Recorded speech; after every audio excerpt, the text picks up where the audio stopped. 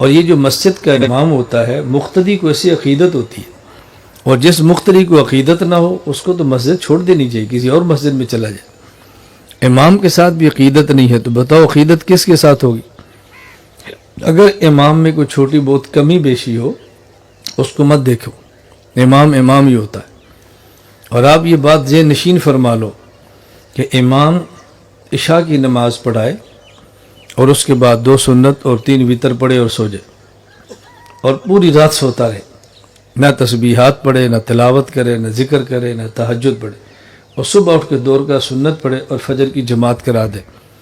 اور اس کے پیچھے کا جو مقتدی ہے وہ عشاء کے فرض پڑھے، پھر سنت پڑھے، پھر نفل پڑھے، اور پوری رات کھڑے ہو کے قرآن کی تلاوت کرے، پوری رات، اور پوری رات 1 کروڑ روپیہ صدقہ کر دے، اور صبح پھر امام کے پیچھے نماز پڑھے۔ اللہ کی قسم امام اس سے پھر بھی افضل ہے۔ یہ مولانا صاحب پھر بھی اس سے اعلیٰ ہے۔ میری عادت ہے میں کوئی بات بغیر دلیل کے نہیں کرتا۔ اس کے اعلیٰ ہونے کی وجہ کیا ہے؟ دیکھو، ایک فرض نماز کی اہمیت کتنی ہے۔ اگر کوئی شخص ایک فرض نماز کو پڑھے اور وقت گزار کے پڑھے تو پوری زندگی انسان نوافل پڑھتا رہے، یہ جو وقت گزار کے نماز پڑھی ہے اس کا تدارک نہیں ہو سکتا۔ اس کا معنی یہ ہے کہ 2 رکعت فرض یہ عمر بھر کے نفلوں سے افضل ہے۔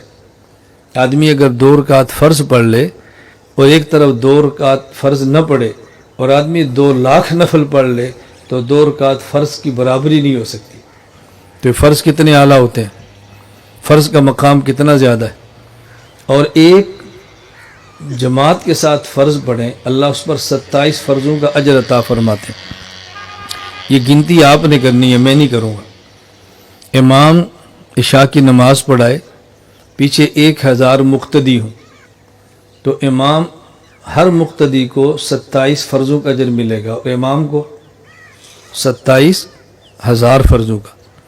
اور امام صبح فجر کی نماز پڑھائے تو ہر مقتدی کو 27 فرضوں کا، اور امام کو 27,000 کا۔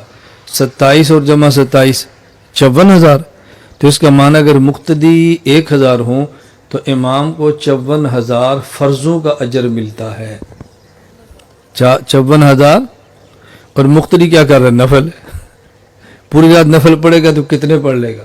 1 ارب بھی صدقہ کر لے تو نفل ہی ہوگا نا، اور امام کو 54,000 فرضوں کا اجر مل رہا ہے۔